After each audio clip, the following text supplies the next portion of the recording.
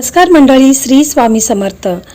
तर श्रावण महिन्याला सुरुवात झालेली आहे आणि या पवित्र महिन्यात देवी देवतांची आराधना केल्याने आपल्या सर्व मनोकामना नक्कीच पूर्ण होतात। श्रावण महिन्यात येणारा प्रत्येक वार हा विशेष मानला जातो। जर तुमच्या मुलांच्या किंवा मुलीच्या लग्नामध्ये वारंवार अडथळे येत असतील, स्थळ येऊनही बोलणी पुढे जात नसेल, विवाहासाठी योग्य योग जुळून येत नसतील, तर श्रावण महिन्यातील कोणत्याही सोमवारी किंवा गुरुवारी तुम्ही हा उपाय करायचा आहे। आज आपण महादेवांच्या मंदिरामध्ये केला जाणारा एक अत्यंत प्रभावी आणि सोपा उपाय पाहणार आहोत। तर एक मुठ्ठी तांदूळ आपल्याला इथे अर्पण करायचे आहेत। तर ही संपूर्ण माहिती जाणून घेण्या अगोदर तुम्ही चॅनलवरती नवीन असाल तर चॅनलला सबस्क्राईब करा, व्हिडिओ पाहत असताना व्हिडिओला लाईक करा, त्याचप्रमाणे श्री स्वामी समर्थ अशी कमेंट करा किंवा हर हर महादेव, तुमच्या इच्छा पूर्ण होतील। तर मंडळी, श्रावण महिन्याचा पवित्र काळ सुरू आहे। या दिवसात केलेली भक्ती आणि उपाय लवकर फळ देतात। जर तुमच्या मुलांच्या किंवा मुलीच्या लग्नामध्ये वारंवार अडथळे येत असतील, तर श्रावण महिन्यातील कोणत्याही सोमवारी किंवा गुरुवारी तुम्ही हा प्रभावी उपाय करायचा आहे। महादेवांच्या कृपेने नक्कीच तुम्हाला चांगला मार्ग मिळेल। मंडळी, आपल्याला ह्या उपायासाठी काय काय साहित्य लागणार आहे ते देखील मी तुम्हाला थोडक्यात सांगत आहे। तर आपल्याला एक विड्याचं पान घ्यायचं आहे, देठासहित विड्याचं पान आणता वेळेस ते व्यवस्थित आणायचं आहे। ताजं टवटवीत विड्याचं पान आणायचं आहे, कुठेही चिरलेलं कट झालेलं नसावे। तसेच आपल्याला एक मुठभर तांदूळ लागणार आहेत।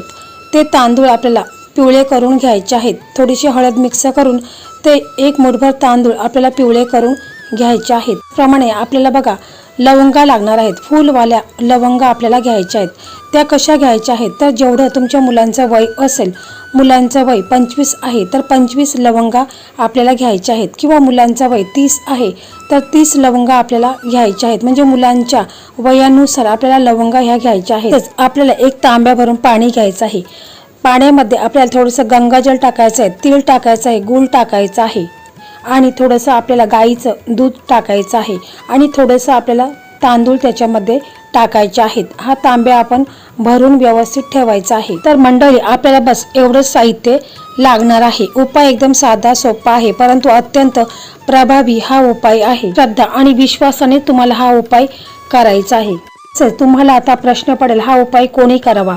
तर हा उपाय स्वतः मुलाने केला तर अतिशय उत्तम आहे। मुलाने किंवा मुलीने दोघंही करू शकतात। जर त्यांना वेळ नसेल तरच मग मुलाचे आई वडील, बहीण, भाऊ कोणीही हा उपाय मुलांच्या लग्नासाठी करायचा आहे। तुम्ही जर हा उपाय सोमवारी करणार असाल तर सोमवारी तुम्हाला सकाळी लवकर उठायचं आहे, स्वच्छ अंघोळ करायचे आहे, शक्य असेल तर पांढरे शुभ्र कपडे हे तुम्हाला परिधान करायचे आहेत। त्यानंतर आपला देवघर आहे, तर आपल्या देवघरामध्ये जे आपले इष्टदेव आहेत, कुलदैवत आहेत, श्री स्वामी समर्थ महाराज आहेत, गणपती बाप्पा आहेत, तर प्रथम तिथे विधिवत त्यांची पूजा वगैरे करायची आहे।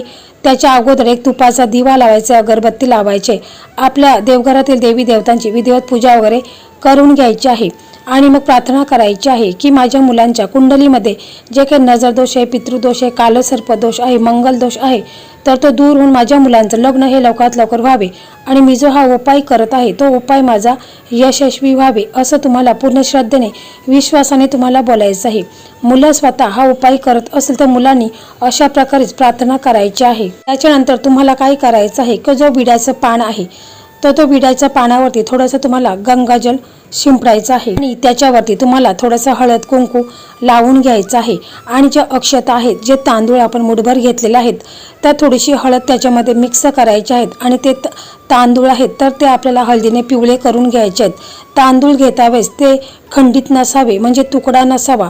तांदूळ हे व्यवस्थितच आपल्याला घ्यायचे आहेत। अखंड अक्षता आपल्याला घ्यायच्या आहेत मुठभर। त्यानंतर ज्या लवंगा आहेत तर त्या देखील आपल्याला घ्यायच्या आहेत। मुलांच्या वयानुसार आपल्याला लवंगा घ्यायच्या आहेत। सर्व साहित्य त्याचबरोबर आपल्याला जर बेलाची पानं वगैरे असतील, शमीपत्र असेल किंवा धतुऱ्याचं फूल असेल, फळ असेल, ते देखील तुम्हाला बरोबर घ्यायचं आहे। तुपाचा दिवा घ्यायचा आहे आणि मग त्याच्यानंतर तो तांब्या भरून पाणी आपण घेतलेलं आहे, त्याच्यामध्ये आपण दूध टाकलेलं आहे, तीळ टाकलेले आहेत, गूळ टाकलेले आहेत आणि तांदूळ टाकलेले आहेत।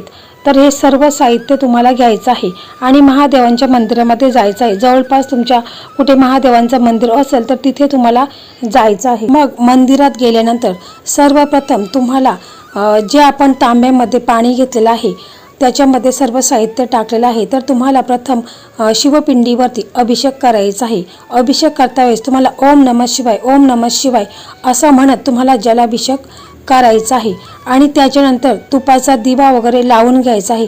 जर तुम्ही पांढरी फुलं आणलेली असतील, शमीपत्र आणलेले असेल, बेलाची पानं आणलेली असतील तर ती सर्व तुम्हाला अर्पण करायचे आहेत। महादेवांच्या शिवपिंडीवरती हे सर्व साहित्य तुम्हाला अर्पण करायचं आहे। मग त्याच्यानंतर जो विड्याचं पान आहे त्या विड्याच्या पानावरती समजा जर हा उपाय मुलगा स्वतः करत असेल तर मुलांनी केला तर अतिशय उत्तम आहे।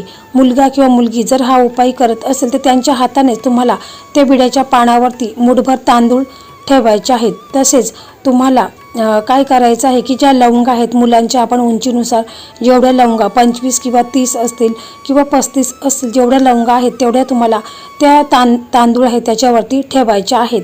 गुळ त्याच्यावरती तुम्हाला ठेवायचं आहे। त्यानंतर हे सर्व साहित्य मुलाच्या हातामध्ये द्यायचं आहे आणि तुम्हाला शिवलिंगावरती म्हणजे पिंडीवरती हे आपल्याला ठेवायचं आहे, म्हणजे स्पर्श करायचा आहे। आणि त्याच्यानंतर तुम्हाला पान आहे तर ते तुम्हाला अशोक सुंदरीच्या तिथे ठेवायचं आहे। बहुतेकांना माहीत नसतं की अशोक सुंदरीचं स्थान कोठे आहे। तर शिवलिंगाच्या ज्या भागातून म्हणजे ज्या नलिकेमधून पाणी बाहेर वाहून जाते गोमुख त्या प्रवाह मार्गाच्या बरोबर मध्यभागी किंवा त्या ओळीवर माता अशोक सुंदरीचं स्थान असते। जलाधारीच्या ज्या गोलाकार भागावर माता पार्वतीच्या हस्तकमलावर शिवलिंग स्थापित असते। तिथून पुढे वाहणाऱ्या पाण्याच्या मार्गाच्या अगदी मध्यभागी एक टोकदार किंवा उंचावलेला भाग असतो, त्याला अशोक सुंदरीचं स्थान मानलं जातं। जेव्हा आपण शिवलिंगावर जल अर्पण करतो तेव्हा ते जल या स्थानावरून वाहून पुढे जातं। म्हणूनच शिवपूजेत अशोक सुंदरीच्या स्थानाचे पूजन करणे देखील अत्यंत शुभ आणि फलदायी मानले जाते। त्यानंतर बघा, तुम्ही हा विड्याचा पान अशोक सुंदरीच्या तिथे अर्पण केल्यानंतर तुमची मनोकामना इच्छा आहे तर ती तुम्हाला बोलायची आहे। हे भोळ्या भाबड्या महादेवा, माझ्या मुलीच्या विवाह कार्यामध्ये जे काही अडथळे येत आहेत ते सर्व आजच्या दिवशी दूर कर आणि त्यांच्या किंवा तिच्या विवाहाचा लवकरात लवकर योग जुळून आण, असं तुम्हाला पूर्ण श्रद्धेने विश्वासाने तुम्हाला महादेवांच्या पुढे प्रार्थना करायची आहे। आणि मग तुम्हाला तिथे बसायचं आहे आणि ओम नमः शिवाय ओम नमः शिवाय या मंत्राचा तुम्हाला सातत्याने जप करायचा। 8 वेळा तुम्हाला ओम नमः शिवाय या मंत्राचा जप करायचा आहे। जर 108 वेळा शक्य नसेल तर मग कमीत कमी 21 वेळा तरी तुम्ही पूर्ण श्रद्धेने विश्वासाने ओम नमः शिवाय या मंत्राचा जप करायचा आहे। बघा, श्रावण महिन्यामध्ये म्हणजे या उपायासोबतच मुलांच्या विवाह इच्छुकांच्या विवाहातील अडथळे दूर व्हावेत आणि महादेवांची कृपा व्हावी यासाठी काही नियमाचं पालन करणे अत्यंत आवश्यक आहेत। तर बघा, श्रावण गुरुवारच्या दिवशी पूर्णपणे शाकाहारी आणि सात्विक भोजन घ्यावा। कांदा लसूण टाळायचा आहे। शक्य असल्यास या दिवशी उपवास करावा किंवा फक्त फळाहार घ्यावा।